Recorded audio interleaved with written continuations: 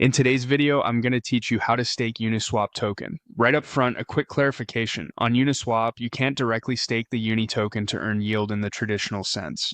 What most people call staking on UniSwap is actually providing liquidity to a pool, where you deposit 2 tokens and earn a share of trading fees. With that context in mind, I'll show you exactly how to set that up.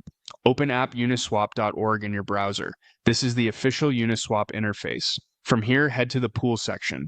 This is where liquidity positions are managed. Choose New to start creating a fresh position. Next, select the token pair you want to provide liquidity for. You can pick Uni and pair it with something like ETH or a stablecoin. Then choose each token from the list. Make sure you actually hold both tokens in your wallet because Uniswap pools require 2 assets for the pair you're funding.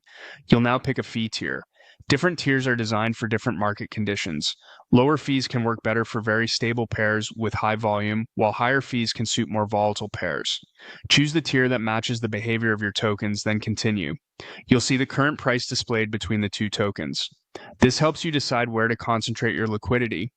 Uniswap uses price ranges so you can focus your funds where trading is most likely to happen. Under price strategies, you can opt for a narrower or wider range.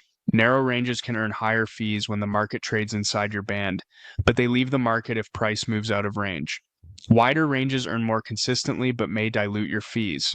If you want a simple starting point, you can choose full range, which spans the entire price spectrum so your position remains active across all prices.